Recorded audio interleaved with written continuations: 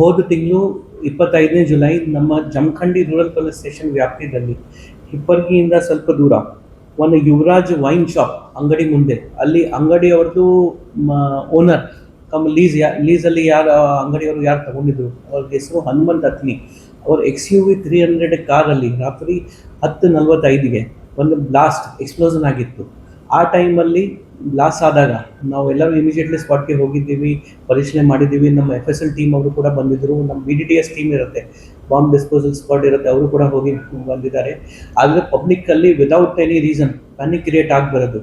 ಆ ಟೈಮಲ್ಲಿ ನಾವು ಏನು ಕಾರಣ ಇದೆ ಅದ್ರ ಬಗ್ಗೆ ನಾವೇನು ಗೆಸ್ ಅಥವಾ ಏನಾದರೂ ಆ ಥರ ಏನು ನಮ್ಮ ಅಭಿಪ್ರಾಯ ವ್ಯಕ್ತಪಡಿಸಿಲ್ಲ. ಆದರೆ ನಾವು ಇನ್ವೆಸ್ಟಿಗೇಷನ್ ಇಮಿಡಿಯೇಟ್ಲಿ ಅಲ್ಲಿ ಸ್ಟಾರ್ಟ್ ಮಾಡಿದ್ದೀವಿ.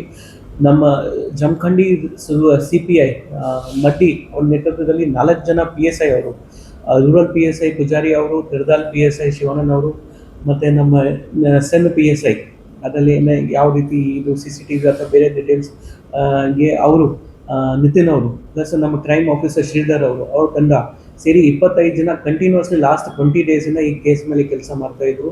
ಕೊನೆಯದಾಗಿ ಲಾಸ್ಟ್ 2 ಡೇಸಲ್ಲಿ ನಮಗೆ ಈ ಕೇಸಲ್ಲಿ ರಿಸಲ್ಟ್ ಸಿಕ್ಕಿದೆ. ಈ ಕೇಸಲ್ಲಿ ನಾವು 4 ಜನಗೆ ಅರೆಸ್ಟ್ ಮಾಡಿದ್ದೀವಿ. ಬಿಜಾಪುರ ಹೆಬ್ಬಳ್ಳಿ ಗ್ರಾಮದಿಂದ 4 ಜನಗೆ ಅರೆಸ್ಟ್ ಮಾಡಿದ್ದೀವಿ. ಅವ್ರ ಮನೆಯಿಂದ ನಮಗೆ ಕೆಲವು ಎಕ್ಸ್ಪ್ಲೋಸಿವ್ ಮಟೀರಿಯಲ್ ಕೂಡ ಸಿಕ್ಕಿದೆ. ಅವರು ಯಾವ ರೀತಿ ಎಕ್ಸ್ಪ್ಲೋಸಿವ್ ಮಾಡಿದ್ದಾರೆ ಅದನ್ನು ಕೂಡ ನಾವು ಎಕ್ಸ್ಪ್ಲೇನ್ ಮಾಡಿದ್ದಾರೆ, ಅದನ್ನು ಕೂಡ ನಾವು ವೆರಿಫೈ ಮಾಡಿದ್ದೀವಿ.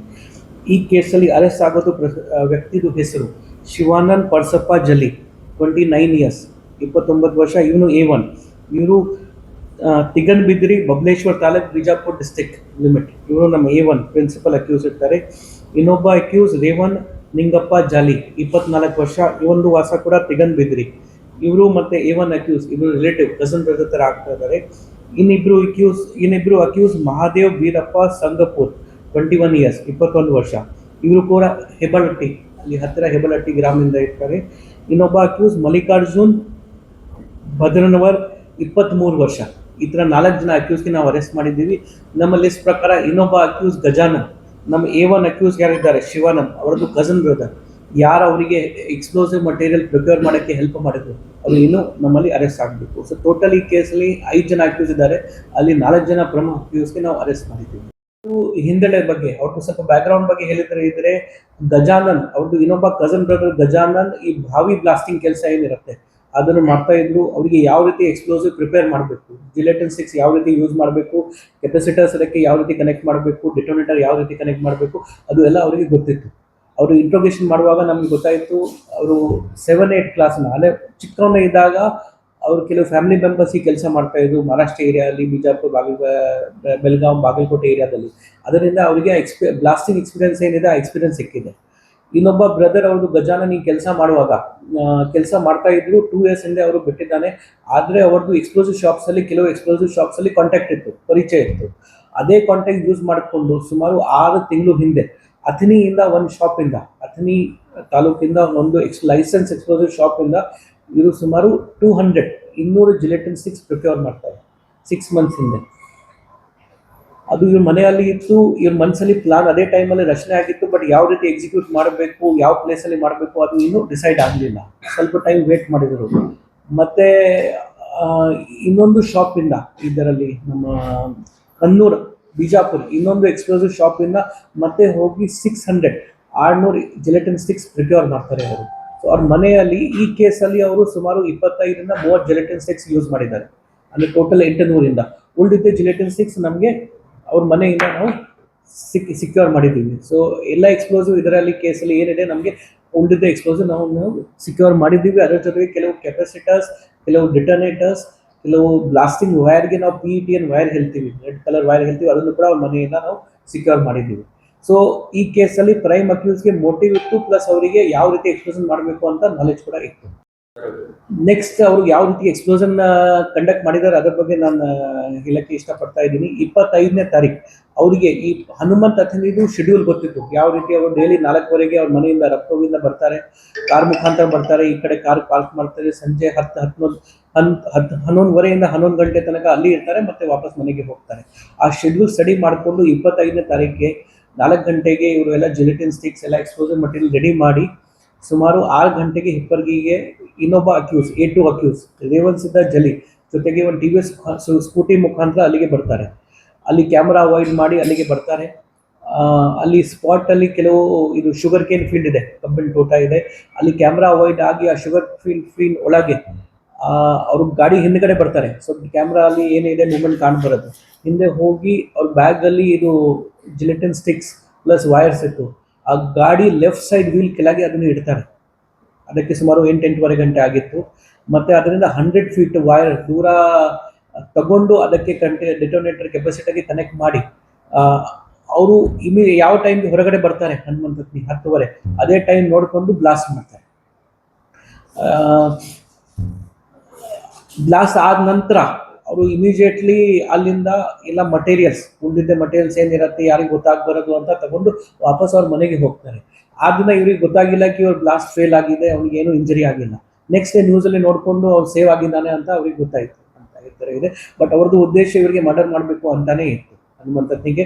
ಸೊ ದಟ್ ಇವರಿಗೆ ಟೈಮ್ ಸಿಗತ್ತೆ, ಅಥವಾ ಇವರು ಸಾಲ ಕೊಡ್ಬರೋದು, ಲೋನ್ ವಾಪಸ್ ರಿಟರ್ನ್ ಮಾಡಬಾರದು ಅಂತ ಅವರಿಗೆ ಸ್ವಲ್ಪ ರಿಲ್ಯಾಕ್ಸೇಷನ್ ಸಿಗತ್ತೆ.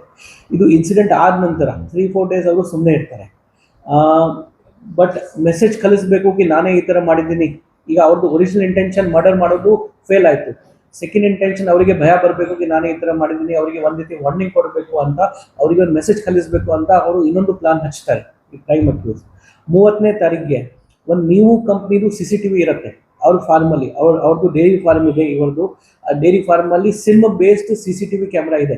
ಅಂದರೆ CCTV ಕ್ಯಾಮ್ರಾ ಅಲ್ಲಿ ಸಿಮ್ ಯೂಸ್ ಮಾಡ್ತೀವಿ, ಹಿಂಗೆ ಫೋನಲ್ಲಿ ಯೂಸ್ ಮಾಡ್ತೀವಿ.